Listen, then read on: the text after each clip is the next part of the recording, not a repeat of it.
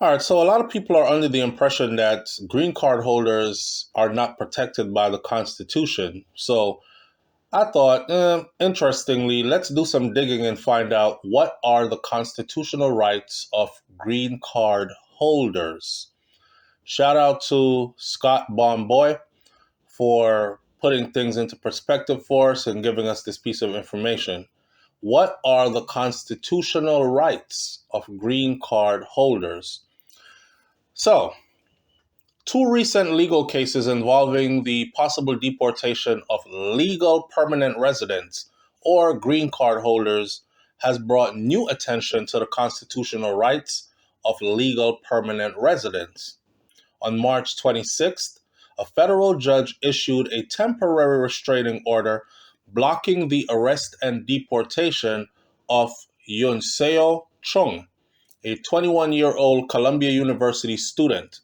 The Department of Homeland Security is seeking to deport Chung for her role in a protest related to the school's disciplinary actions against other students involved in pro-Palestinian protests. United States District Judge Naomi Reese Buchwald ordered the government to cease attempting to detain Chung while her immigration case proceeded. On March 24th, Chung filed a lawsuit against President Donald Trump and other administration officials, claiming that since she was a green card holder, her First Amendment free speech rights, as well as other rights, had been violated. Chung's lawsuit says that she had attempted a campus protest on March 5th, or she attended a campus protest on March 5th, and she received a citation for obstructing governmental administration from New York City Police. On March 8th, the suit says a federal law enforcement official told Chung's attorney that her green card status was being revoked. Chung's attorney pointed out that recent case of Mahmoud Khalil, a Columbia University graduate student who was removed from his residence at the school and was sent to a detention center in Louisiana. Khalil is also a green card holder. Agents reportedly told Khalil that his legal permanent resident status had been revoked by the State Department. Now, in court filings, the government stated Secretary of State Marco Rubio had the right to revoke Khalil's green card because his presence or activities in the United States would have potential serious adverse foreign policy consequences for the United States, citing part of the Immigration and Naturalization Act of 1952, or the INA. Khalil's legal status is currently under consideration in a federal court based in New Jersey. The federal government is claiming that Khalil failed to disclose material facts on his green card application, which is cause for revoking his legal permanent resident status. But they had no problem with him until he took a side in a protest. Now, the basic constitutional rights of legal permanent residents, green card holders, according to U.S. Citizen and Immigration Services, the holder of a green card has basic rights and responsibilities after becoming a permanent resident. The basic rights of legal permanent residents include 1. The right to live permanently in the United States, provided that that person does not commit any actions that would make them removable under immigration law. 2. The right to work at any legal work of their qualification and choosing. And 3.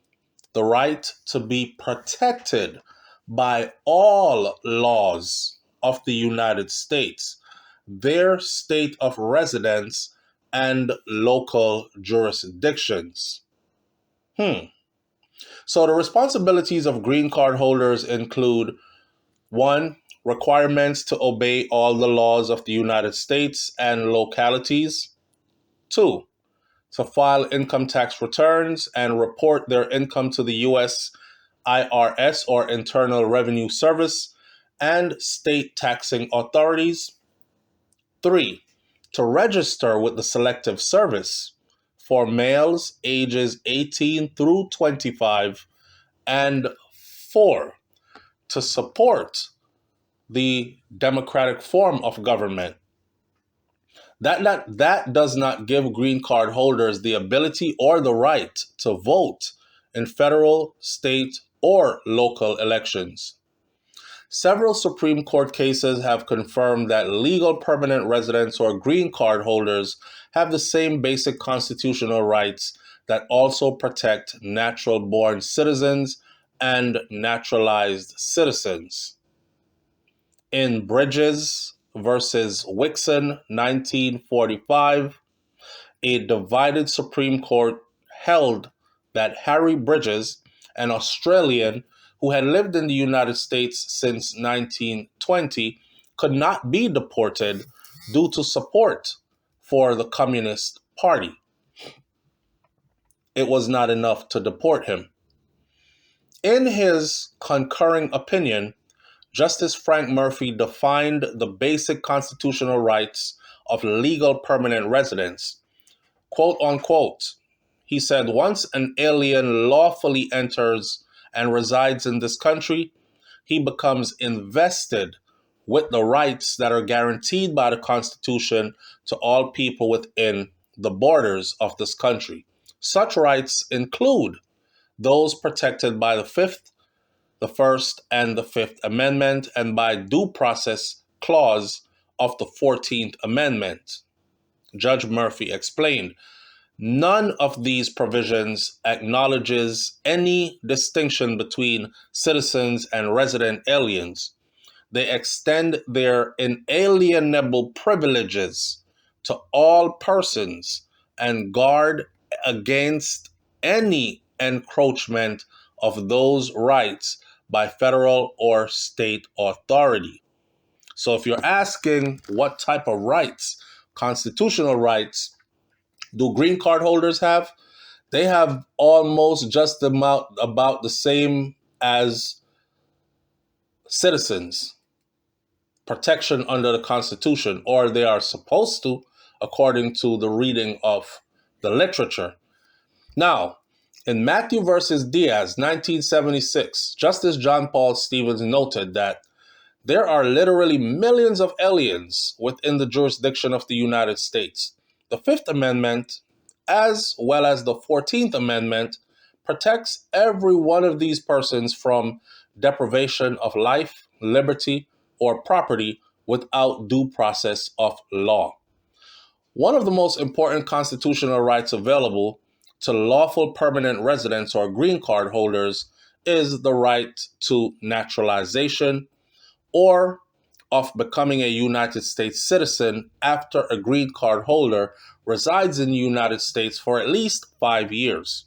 Among those requirements in the naturalization process are that the person is of good moral character, who can demonstrate an attachment to the principles and ideals of the U.S. Constitution, be able to read and write and speak basic English, have knowledge and understanding of the fundamentals of the history and of the principles and form of government of the United States, and then, of course, they must take an oath of allegiance to the United States. Naturalized citizens are exempt from many legal issues that could cause deportation for a green card holder or a lawful permanent resident, with exceptions if the naturalization applicant provided fraudulent information. Let's say that again. A naturalized citizen, someone who was not born in the U.S. but became a citizen after going through the green card process, being in the U.S. for over 5 years, filing and then becoming naturalized, they are exempt from many legal issues that could cause deportation for a green card holder or a lawful permanent resident, with exception if the naturalization application provided fraudulent information. In other words, if you lied on your application for citizenship and you got it and then they found out later, then your citizenship could be revoked, but we all know that already. One general requirement for a green card holder, however, is that they obey all the laws of the United States and localities. If a legal permanent resident is found to have violated a law, they could be subject to removal through the immigration court system, which is part of the Executive Office of Immigration Review, or the EOIR. This is a legal permanent resident in the U.S. Department of Justice. The government must present evidence to justify revoking their legal permanent status or their green card.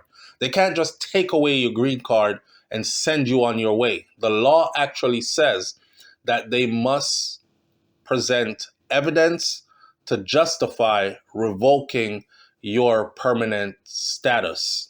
Now, I'll tell you this, they really don't have to tell you anything because the law says they must provide, but who is going to check them? They can provide anything. We just didn't like him anymore because we don't see him fit to be here. He harbors ideology that is against America's way of life and could be a threat to us. And there you go. You're out of the country if you are a green card holder. The government must present evidence to justify revoking your legal permanent status or your green card. That's what the law says.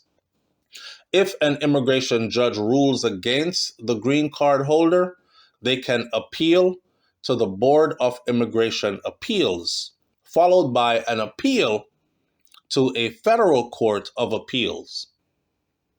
Shout out to Scott Tomboy. He is the editor-in-chief of the National Constitution Center, which furnished us with this piece of information right here, just in case anyone was curious as to what are the constitutional rights of green card holders. I hope this was helpful, brought about some understanding to the people who seem to think that green card holders have absolutely no rights in the United States of America. Listen, stay tuned to the channel. Go ahead and hit that subscribe button, and I'll catch you on the next video. It's SouFLoTV. I'm out. Peace.